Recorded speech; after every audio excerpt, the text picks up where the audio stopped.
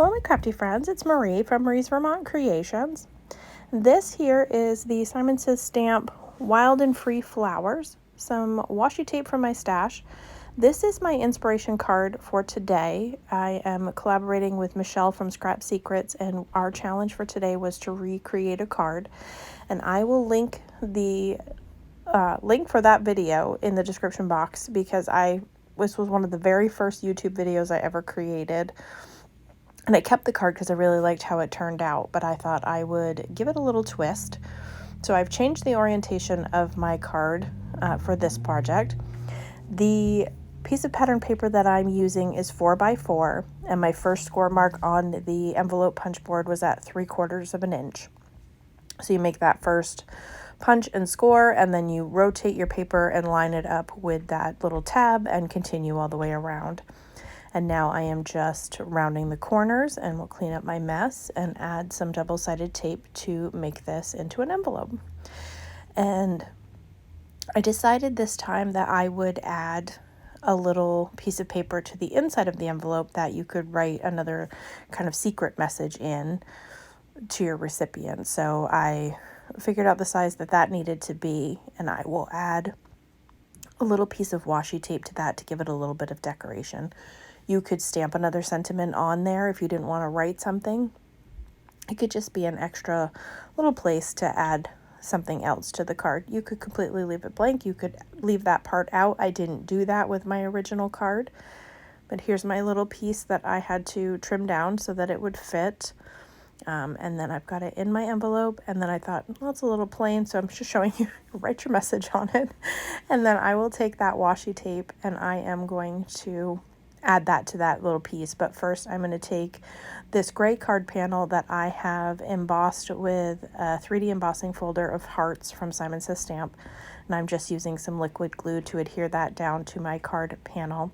If I'd have been planning ahead of time, I would have waited on this step and added the washi tape that coordinates with my little cardstock here. I would have added that first so that I could wrap it around, but I make it work. I do end up adding some to the bottom of that gray panel while it's on the card base so that I can tie in the washi tape into the card and not just on this little panel.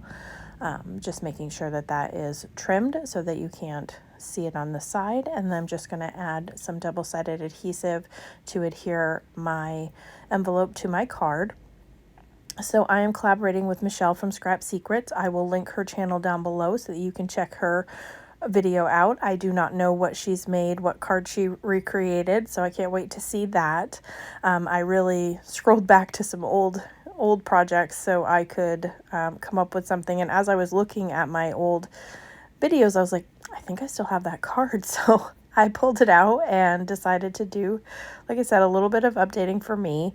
As you know, over the years your techniques and different things change. So that piece of washi tape had 0 stick on the back of it, so I ended up just pulling it a little further and adding that on, and then I just used my scissors and butt it up against the edge of that gray cardstock so I can get the washi tape trimmed down. It wasn't anything too major, and I wasn't worried about it being perfect because perfection is overrated in my opinion. So I am going to take the sending sentiment from this Simon Says Stamp Wild and Free Flowers and center that on this panel. My original intention was to leave the entire length of this, and then I just really didn't like it, and so I end up trimming it down. But I've centered it, so I did the sending, and then I did all the love, a little smaller sentiment underneath it, and I stamped that using Picked Raspberry Distress Oxide ink just to tie in some of the pink that is in the pattern paper that I used for my envelope and the embellishments that I will end up using in just a minute to add a few more hearts to the card. So off screen, I did trim this down so that it's just a little rectangle, and I will add some foam squares to the back of it. Here I'm auditioning it to see if I like it, and I don't know, it was too thick if I had to put it down before I put the envelope down, I think I would have liked it better, but I like that you could see more of the washi tape this way. So I'm going to add these foam squares to the center, and then I had some clay heart embellishments that I wanted to add. They were a set of red, pink, and white. I didn't use any of the red ones, but I did sprinkle some pink and white ones throughout on the little sentiment and throughout the card, just to give it a little more pop and to tie in the red hearts that I had used spilling out of the other envelope. So you'll have to let me know below which one you prefer, which version of this card you liked better. Like I said, I will link Michele's channel down below. I hope you will check her out. We've been trying to collaborate once a month at least, so that we come up with a project, because before you know it, we will be getting ready to plan the Christmas card series. As bizarre as that is to think about, that will not be that far in the future. But in the meantime, if you have things that you would like Michele and I, little challenges you'd like to see us do, feel free to leave the suggestions down in the comments down below, because we absolutely love interacting with everyone who watches our videos, and you may have a suggestion that we haven't thought of that we would have the best time doing. So I look forward to any recommendations that you may have. I hope that you enjoyed the project for today. If you have any questions, feel free to leave them for me down below.